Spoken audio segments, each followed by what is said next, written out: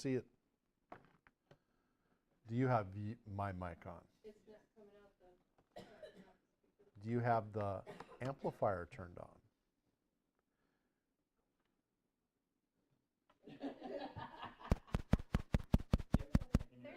Hey.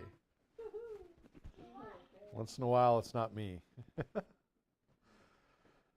All right. So, happy Mother's Day to you mothers. I thought I figured we'd have a pretty small group, so thought I would just put out some parenting stuff today, if that's okay. So, would you be surprised to learn that a lot of mothers are heartbroken over their children? Some have said that their children have disappointed and hurt them and brought them grief and shame, and even they've said that they wish they'd never had children. If they do it all over again, they wouldn't. So Dear Abby actually polled all her readers. And you know how many of them agreed with those sentiments? 80%. 80%.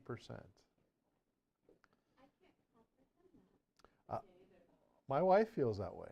She gets very, Laura feels like that way. I can say that because she's not here, otherwise I get killed. And if you're listening, I'm sorry. I know. She never watches, though.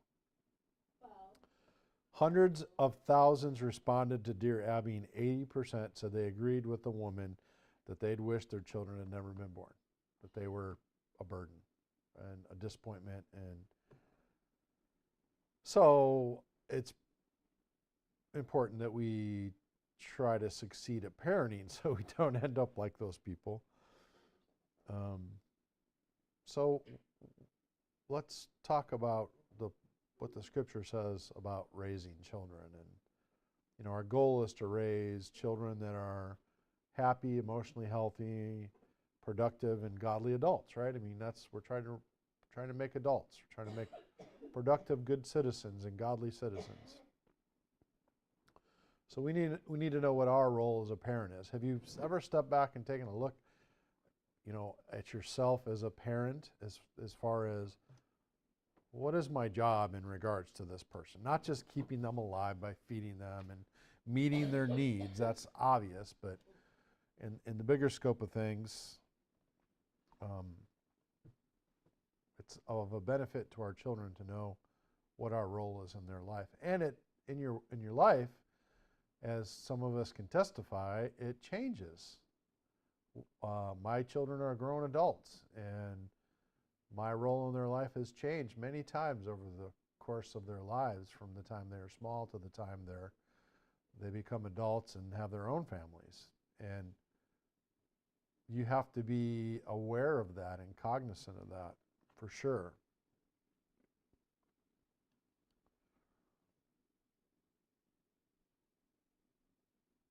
But we can't focus on what we want our children to do for us, but what we need to do for them.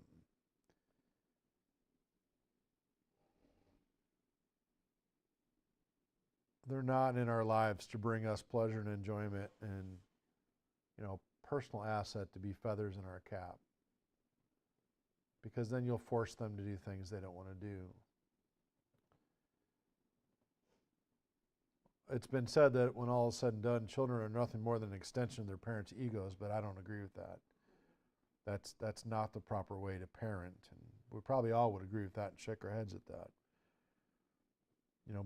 But we do want our children to have good manners and dress well, make good grades, be socially acceptable people. But do they have to be? And are you a good parent if they're not? You could be a good parent and they could not be, and it could be that they're not like that. Children's behavior is not always a reflection on the parenting. Sometimes it is. I'm not saying that's not true sometimes. But a good parent views their child as a person. And as a feeling, thinking individual, not as a possession or an extension of themselves. Certainly that would be destructive to them. So remember, the most important thing is, you're going to hate this, children learn by what they see. So your example to them is the most important thing that you can do to teach them. Your example. They learn by what they see. So what's your role with your children? Well, Scripture tells us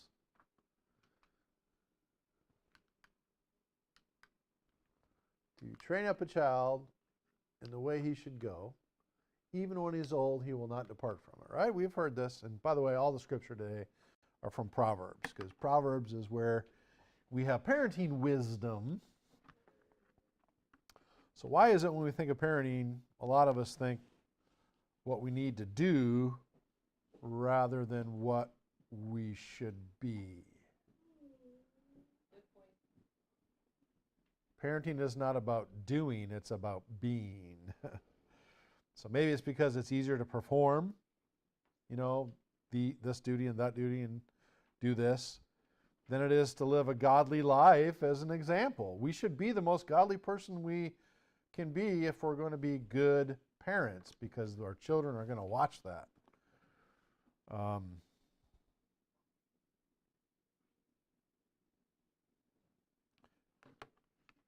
This does not say train up a child or tell a child the way he should go, does it? Doesn't say tell him. It said train him. Training is different. Training is different than telling. Telling them is part of training, certainly. The child who is instructed mostly with words will easily deviate, Nikki, from what they're told. But one is taught by example and reinforced and nurtured in that idea is the one that's going to get it deep down, embedded into their heart, so that when they are old, they will not forsake it. It will become part of their personality, part of them. So like it or not, every parent is an ongoing example to the child. The issue isn't whether we're going to be examples, because we're going to be examples. It's what kind of example we're going to be. We've got to keep it in mind that we got to be the best example. That goes for us too, with older children. I've got to be a good example of a responsible adult now to model for my children what an responsible adult is. And just because I get to a certain age doesn't mean that I can behave differently, right? Because I still have them looking at me. Now, they're not going to maybe follow as close, but you're still an example, no matter what. And I got to give you mothers credit. You guys are such a big example to a child's life, their whole life. More so, I think more so than a father in a lot of instances. I mean, they learn from us certain things, but they're always going, my boys always go back to their mother. And Justin's a special case, obviously, but Josh too.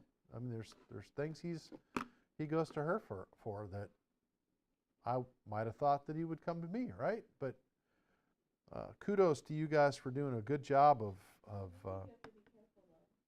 The responsible adult. Who's responsible for you and Laura isn't necessarily going to be responsible for Josh and Emerald or Justin. No, but no, I know there's.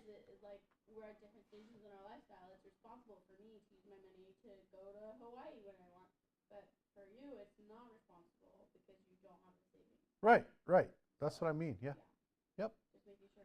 No, I don't mean for them to follow and do what I'm doing. No, that's an individual thing. But for instance, how you handle your money, when you will spend and when you won't spend, and we're actually going through that with Jennifer right now. Jennifer just wants to go buy Starbucks whenever she wants to go buy Starbucks. And Justin's like, we got no food money. She spent it all on Starbucks. I was like, welcome to marriage. But, if it's not, and that's not a dig on Jennifer so much as it is just an example of things in marriage that come up, even, that your children will see that. They will know if you have children, and they don't have children, but they will see that. How did mom and dad deal with that? Did dad knock mom around? Well, that's what they're going to learn to do when Did dad get pissed and peel out of the driveway and go to the bar? That's what they'll do. I mean, I saw that. Children are watching. Children are always watching. So, children whose parents live righteously produce offspring who do likewise. Look what it says here. Proverbs 23:26. Give me your heart, my son, and let your eyes delight in my ways. You can. But I thought that was God talking to man, not man talking to child. Well, this is Solomon talking to his son. Proverbs, right?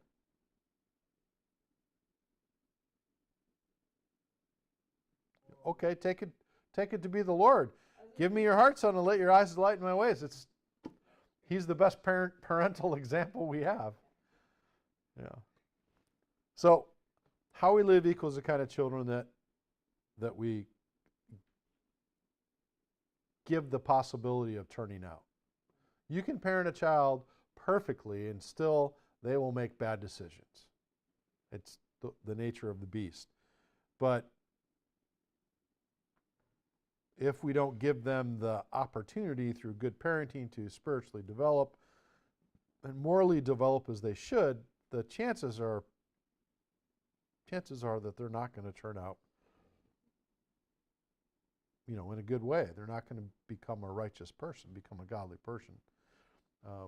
Well-adjusted children are the products of parents who provide a balanced diet of security, love, friendship, respect, and discipline, generally, right? Not always true that they'll turn out the right way. But a righteous man who walks in his integrity, how blessed are his sons after him. Why? Because he's given them the example. It's the example we set, not the words that they're going to see. None of this, do as I say, not as I do, that does not work. Or they learn to do the same thing, which is a very destructive example. So number one, we got to set an example for our children. Number two, in parenting, very important in your role, to be there for your children. Sometimes that's the difference in success in parenting. A good parent must be there for their child as a total support system at all times. That's the only way a child will receive direction from you. You have to be there and have to be involved in order to give direction. And it doesn't even have to be, earth-shattering direction. You just need to be in the mix. It's important to stay involved, especially with your older adult children, right? You got to stay. They're doing their own things, but you got to stay connected to them, and that takes effort, because everybody's busy. It takes effort. So in Proverbs it says this. It says, "The rod and reproof give wisdom, but a child who," this is literally, "left to his own way brings shame to his mother." Don't leave your children to their own way. Give them direction. Be there for them. Don't helicopter parent. I'm not advocating that. I'm just saying that you need to know what's going on, and you need to be able to be involved in helping them to learn to make good decisions. A lot of parents occupy a home with their children, but they don't relate or communicate with one another. So being there means giving that emotional support and undergirding and spiritual support no matter what. So it means your child knows that they will never be alone. My parents are going to be there. As much, until you go. We're always going to be involved no matter what. And no matter what means whether they're in church or not, whether they're living godly or not, whether they're in the throes of addiction or not, whatever the circumstances are, they're still your child. You'll always share their joys and sorrows, successes and failures, sins and their confessions. I mean, the good and the bad, right? It's like a marriage. Only it's a contract that's you don't have to enter into. You enter in, it's automatic when you have your children. It should be. So when our children were born, we inherited the obligations and the privilege of being their parents until the day we die. That doesn't stop just because they get old and have their own life. Parenthood, like marriage, is till death do us part, right? That's how I look at it. Aren't there exceptions? You know, when your child goes off the beaten path and, you know, is a criminal drug addict in jail, no, I don't care. It's still your children. I was so appalled. I remember that fellowship and that guy stood up and said, I've forsaken my son because he's not in the church anymore. It's like, what is wrong with you? That is your child. That you're a parent no matter what. Just because they're not in the church as an adult doesn't mean that they're not your children. Doesn't mean they don't deserve support and love. How are they going to know the love of God unless you show it to them? God loved us when we were not in the church. God loved us when we were in the throes of sin. God loved us when we were snubbing him. So, yeah, Amen. I would say buck up and get a clue what love is. What about the children that are deeply entangled in sin? It doesn't matter, it doesn't matter, it doesn't matter. And that's what I wrote on here. It does not matter. They are your children. They're still your children. You're supposed to be there. It doesn't have to be a secret in your life either. You can openly pray for them. So if you taught your child right, and I think everybody that I know in here did, and lived humbly before them, don't blame yourself. Now, did you do everything right? No. Did I do everything right? No. None of us did everything right because we're not perfect. We're sinners. Hopefully when we made mistakes and sinned, we were big enough to admit it and to own it, and they should see that. That's one of the best examples they can see. And not hide things, not sweep things under the rug. That's very damaging. Don't let your pride make them, as your child, the black sheep, the family secret. If you aren't there for them, how else can you guide and direct them? So being there doesn't apply only in times of trouble. It means sharing the good things with them too. And that's the icing on the cake for parents. You have to instill in your children the knowledge that you will help meet their needs at any given moment in time and share their joys with them as well.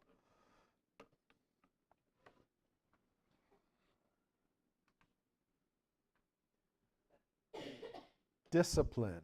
Another major ingredient in training is discipline, which doesn't necessarily mean punishing. You say discipline and people think punishment. That's not what discipline is about. It means any type of instruction. Sitting down and showing your child how to do something is discipline. Teaching them a discipline.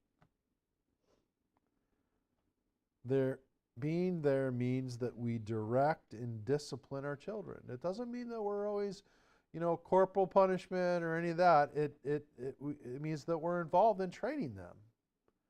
We don't leave them to their own devices. So Proverbs 1:24, 1.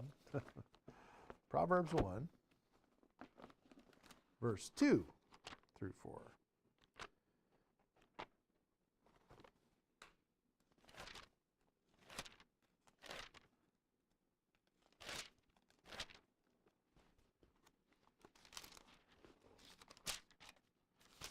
This speaks about discipline. The Proverbs of Solomon, the son of David, king of Israel. These are what the Proverbs are supposed to do for us if we read them. And it lists 7 things that we should instruct our children in as well. I think this is a really good guide because God is trying to teach us through the proverb, right? Shouldn't we try to do the same to our children? Yeah. We should, right? Makes sense? So, number 1, teach them to know wisdom, how to properly use knowledge. Now, what do you do with the idea that God is the creator? And what do you do with the idea that, hey, you need to do chores. You're preparing them for the reality of the world.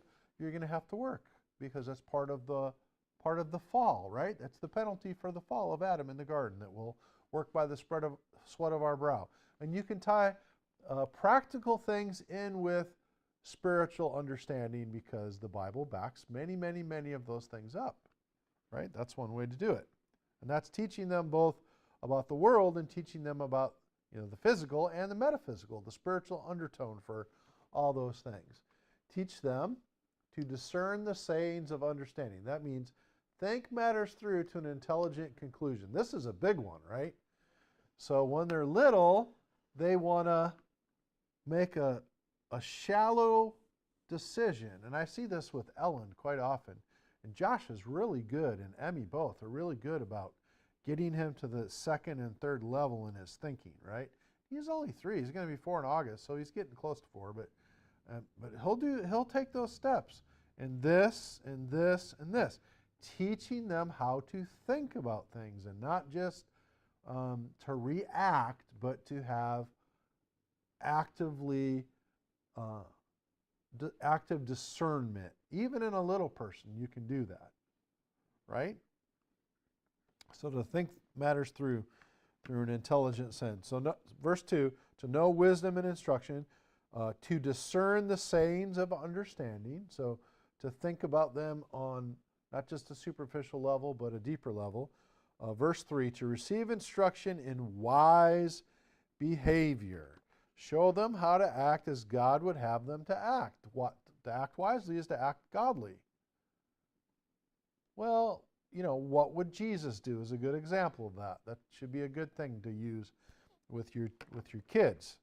What do you think Jesus would do? You know about Jesus. You've learned about him.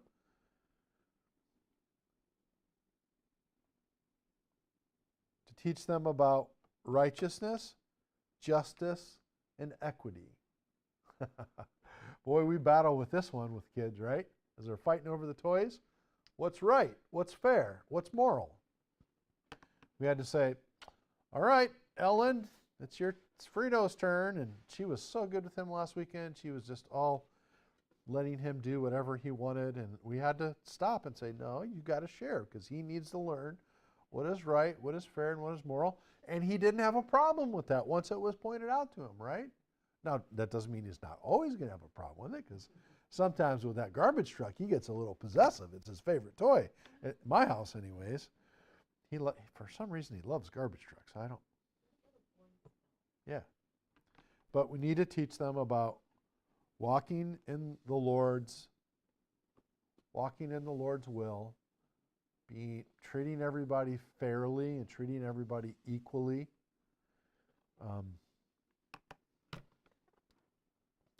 Verse 5, a wise man will hear and increase in learning, and a man of understanding will acquire wise counsel. So this is to give prudence to the understanding, or to the naive, those that are not understanding. Help them. They need to develop the ability to discern those that are being honest with them and truthful with them. And this is more of an advanced thing, but certainly the ability to detect deceit or just to cast doubt in order to question. That is not a bad thing. That is a good thing, especially when it comes to people. Even adults have a hard time with that one. Yeah, it's a pretty advanced thing, but imagine if you can teach your children that. That's a very valuable and needful skill. Yes? Do you think teaching our children this gives them gut instinct? Could it? I think that we all have sort of an instinct for that, and it will sharpen that for sure.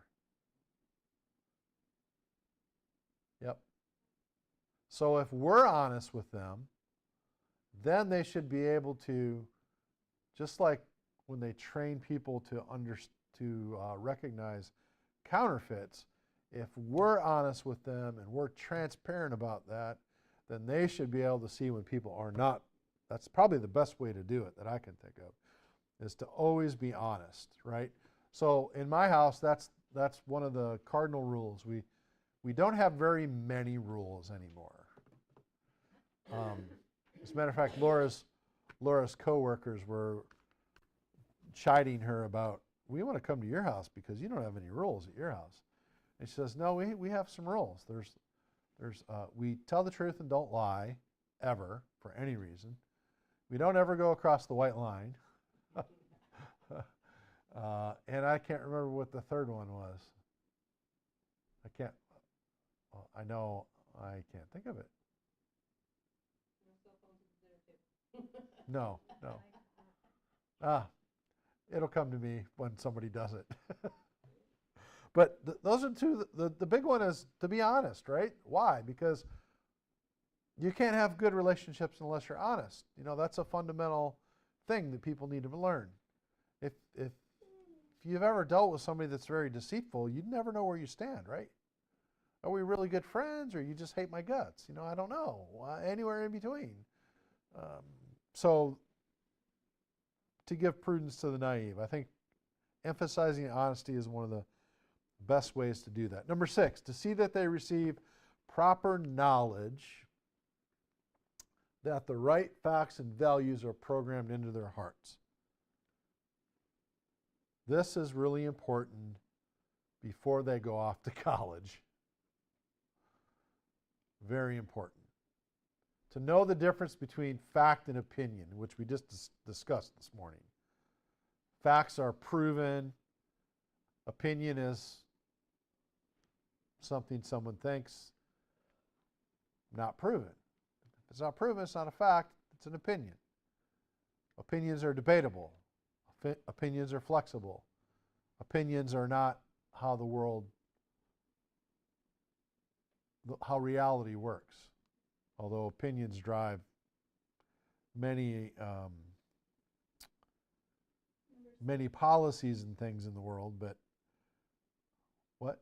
I was going to say, like, I feel like number 6 is difficult for those of us who've had like slightly contentious childhoods, where our parents present their opinion as a fact with no opportunity for discussion or discourse. So you grow up thinking that this idea or opinion, is a fact. Which is what I'm saying is important to do, is to train a child to discern the difference. So you will have to be discerning and relating your opinions as opinions and facts as facts. I found that with number 5, the prudence to the naive. Because there was so much different kinds of physical abuse in our house, that was programmed out of us. That was something I had to learn over the years, and this church has been the biggest part of it, but clearly the journey, I'm still learning. Yeah, Also, prudence. children, as they grow up, because they so much want to have that social base, they don't necessarily will stand up for themselves. It's like someone who truly wants to be a part of their life, or someone who just wants something from them, especially, as you get into your teens. Oh yeah. The you know, social pressure becomes exactly greater than, right. To be able to say, but you just want something from me, you are not truly wanting a relationship, and to be able to stand up and say, I can overcome that, because what you are craving is that social interaction. well, and that can override the values that are programmed into them, right? So the social fulfillment becomes more important than this moral that I hold, right? Which is why being present is so important in the teen years, when they're going, they want you at the end of their hand, but it's so important to be there. Yeah. Stop meddling in my life, Mom. Right. I'm not meddling. I just want to know what's going on. What's my life? I mean, that. Sometimes they'll get that college professor that will throw them off course. Well, that's why I said it's important to do before college, because then there's the worship complex. Well, he's a college professor and you're not. Doesn't mean he's any smarter than me, though, or you. Just means that's his job. But people don't see it like that. And the last one that you can read it, to teach discretion and the ability to judge what is proper and correct. So to understand a proverb and a figure, the words of the wise and their riddles, the fear of the Lord is the beginning of knowledge. Fools despise wisdom and instruction. So that was the last part of the verse there, ability to judge what is proper and correct. And discretion, I think, spiritual discretion. So familiarity with the Bible and the Lord's precepts is pretty important. So if we're going to do that, it takes one one thing that is very difficult to do, but very important, and that is to maintain consistency. I left it in here because you guys liked it so much. I left it in from last week. So major ingredient of discipline is our consistency. You have to be consistent to establish firm boundaries. And inconsistency is the most difficult thing for a child to live with, because then they never know what to expect. You have no boundaries for your behavior, no point of reference.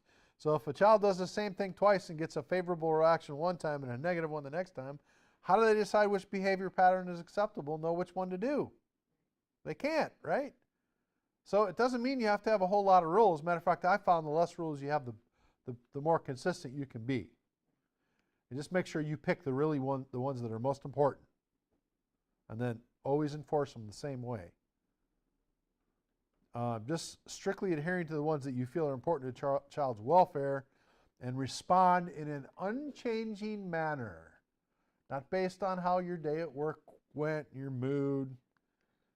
It might be difficult for some of you that are very emotional, but you have to restrain yourself and try to respond the same way all the time.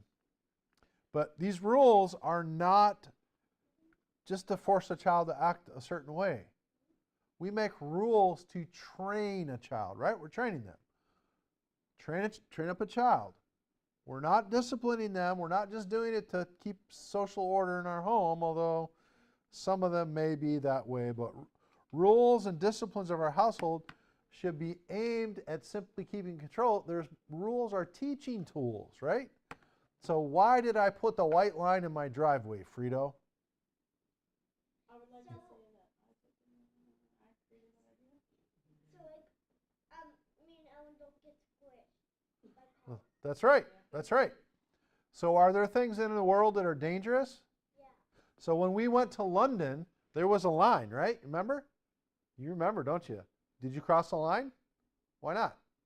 Because I didn't want to get squished. Exactly. So we're teaching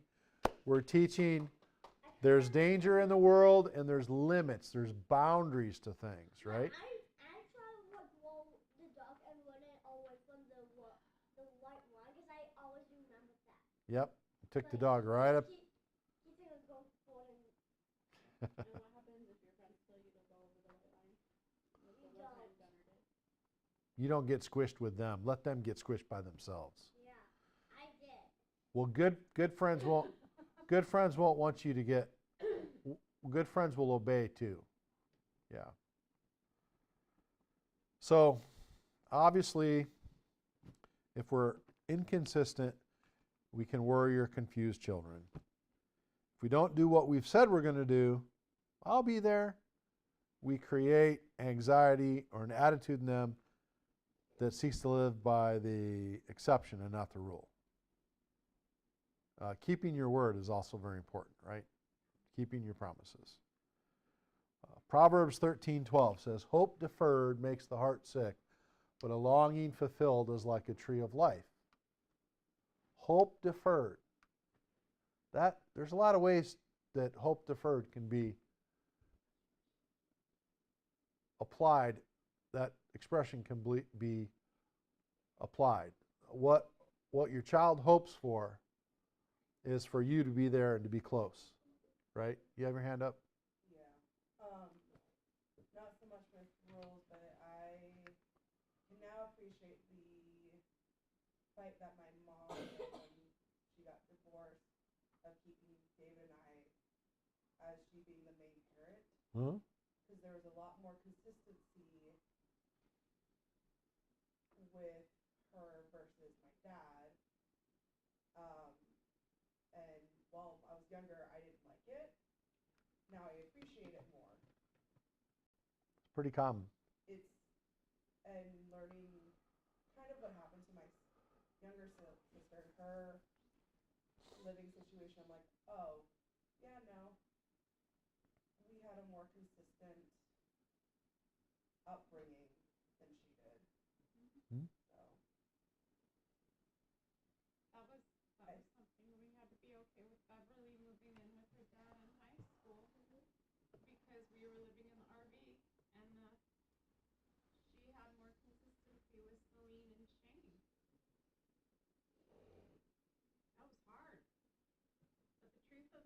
was is they could give her more, and she's just blossom. She's a wonderful, amazing person. Yep. But sometimes you have to eat crow and humble yourself and admit that even consistency could come better from somebody else than yourself. True. So, true. Proverbs 13:24 there says, "He who spares his rod hates his son." That tells me that we're not doing our children any favors when we back off or postpone or let a punishment slide. They need that consistency. You cross the white line, it's an automatic spanking. No questions asked. We're not going to discuss it. It's just the way it is. It's just the rule. Right? You spare the rod. It's a lack of love that you're displaying there. But he who loves him disciplines him diligently. So the training part of it is that when you put consequences in place, you have to follow through with the consequences. And it's really important to be that consistent.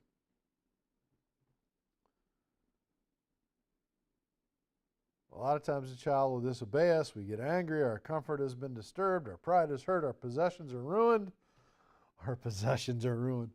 The kids, they washed Laura's car one time with a bucket of rocks. Oh my gosh. They meant so well, but Harley, Destiny, Jacob, Joshua, Justin, Lucas, and Kyle, all this old station wagon that I had bought from my boss.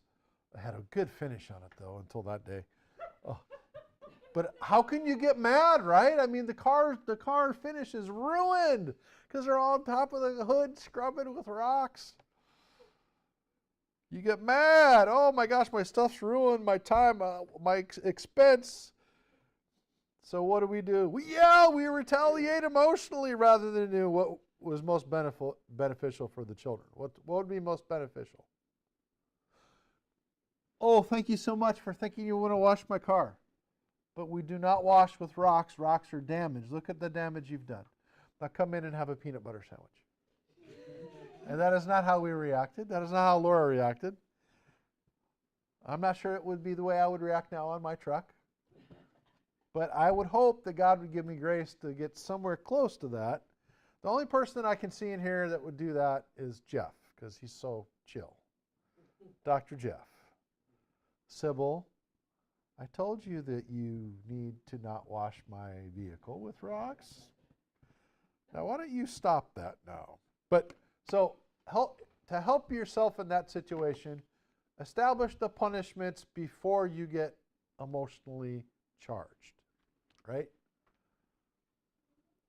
Establish them, guidelines before you're mad, then you won't be apt to find yourself carrying out a harsh punishment and blurting out that you're grounded for life, right? Because how are you going to ever keep that grounded for life? You don't really mean that, but you say it because you're so mad. You're grounded for life. You're never going to see your daylight again. Oh, they know you're not serious. But you do. Well, we've all done it. Probably all of us. I've done it. You've done it probably. You blare it out. So that's not consistent.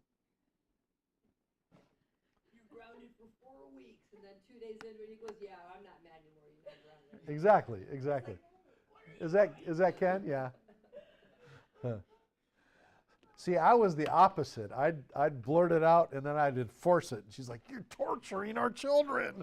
It's been 3 years. They haven't had a bath in 3 years, or whatever." All right. I said 4 years. We'll go 3. Okay.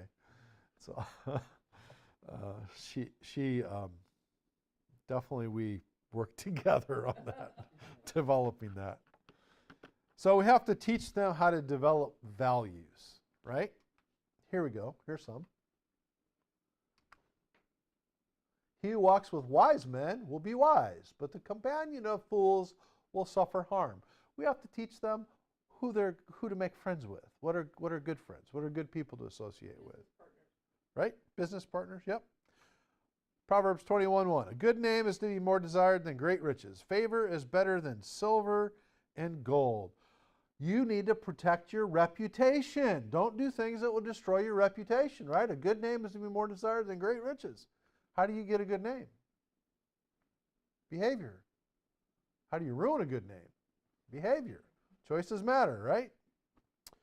And Proverbs 28:19. He who tills his land will have plenty of food. But he who follows empty pursuits will have poverty in plenty. Frito, if you till your land, you're going to have food. If you chase empty pursuits, you'll have poverty. That means you got to expect to work for what you gain. Life isn't going to hand you a living. Life isn't. Yep. Just like growing plants, right?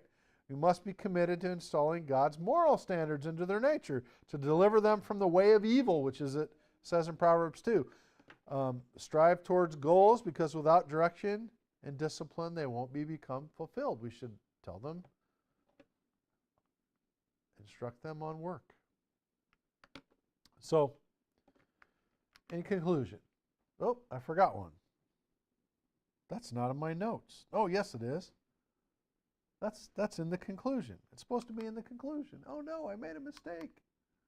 There it is again. My son, if your heart is wise, my own heart will also be glad, and my most inmost being will rejoice when your lips speak what is right. You know, our kids have the capacity to bring us the most amount of joy in our lives. They need to know that. Frito, you're not my little girl, but I got to tell you that you bring me so much joy. I could not have asked for a better great niece than you, and I love you very much. You are one of the two kids in my life that mean the most to me. You and Ellen. Say that you need to know that. I mean that very much. And I'll play God's. Thank you. Well, they need to know that they bring us joy and that we care for them. And I care if you're happy, Frito. You know that, right? Okay. So being a parent means we understand our children's needs and do everything within our power to meet the needs. They got physical needs, they got emotional needs, social needs. 3 of those are love, encouragement, and understanding.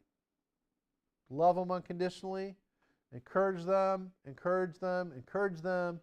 try to walk a mile in their shoes. Remember, they're little people that have feelings and emotions. And just because they're 3 or 4 or whatever doesn't mean they don't have big emotions. They do, and they have to learn how to deal with their big emotions. And that's hard for a lot of adults to do. So asking a 3-year-old to just do it is unrealistic. You have to work them through it. I learned that from Emmy. Because she brought that, brings it up to Ellen all the time.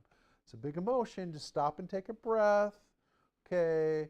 Now tell me about she's really good that way. So I never had thought about it that way. So love is every child's primary need. Solomon indicated it is to be an unqualified love that covers all transgressions. We obviously agape our children. Solomon said that in Proverbs 10:12. So let me ask you this. Are you willing to accept your children just the way they are, allowing for their flaws, understanding and accepting their deficiencies, and not have them be barriers in the relationship? No child should ever have to win his parents or their parents. The truth is that your child should know that without them in your life, you would be less than complete. Right? I would be. My life expanded every time we added a kid. And now grandkids expanded even further. And it's the heart's capacity to expand and to love at that level repeatedly that is the most amazing thing in the world to me. Because I thought I knew love when I met my wife and that my heart was full. And then I realized that my heart could get bigger and love even more. And even more. And even more as more kids and grandkids come. And now daughter-in-laws, right? There's another capacity for growth of the heart. But our kids are the only ones that can touch certain parts of our heart and our life. And their unique way. So don't make their performance important, just their presence. And make their presence the basis of your love, not their performance.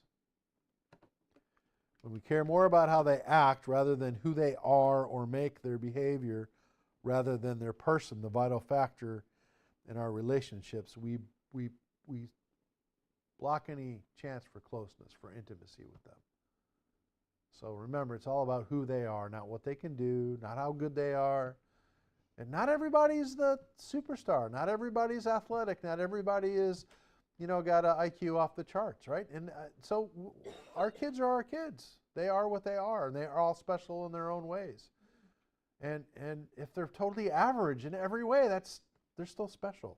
There's still something about that, their unique personality, that we should emphasize and embrace and enjoy. So happy Mother's Day. You mothers have more of an influence, I think, than anybody else on a person's development, and you deserve a day to relax and enjoy yourselves. So I am going to release you now to go, to be with your children, to go, and hopefully you get pampered a little bit. Actually, are you by yourself, Val? You have kids. You going to see Paige, though? No? Paige is in Wisconsin with Eve. You have no kids here? Danny and Aaron?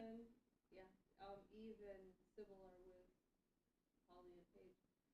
Aaron's in Port Angeles, and I don't hear from Dan a whole lot. Oh, Want to go to dinner with me? I'm sorry. I'm not doing any plans today. I was gonna scrub walls and get Scrub walls. get ready to paint. If that's what you want to do, you have yourself a day, Val. It is what it is. Well, I love you. Thank you. And you've been, I've seen a very good mother over the years. I mean, 5 kids that are all very unique and very special. Yeah, so all of you have a great day. I hope this reminders, these are all reminders, I hope this was helpful for you. Anybody have anything before we dismiss? Thank you. This is good. Yeah. I needed this morning. Thank you. Me too. Nikki, you want to close this in prayer? Don't look, no. Dear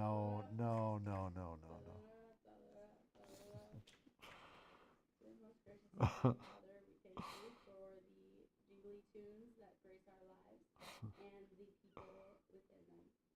We thank you for our mothers, and even though when they fall short and fail us, they still have the capacity to grow and change and apologize. And we thank you for this wonderful day and all the people here. And for those traveling, may they get home safely, and may they not get sick on the flight from all the germs. And, happy Mother's Day to all of us. Amen. Amen.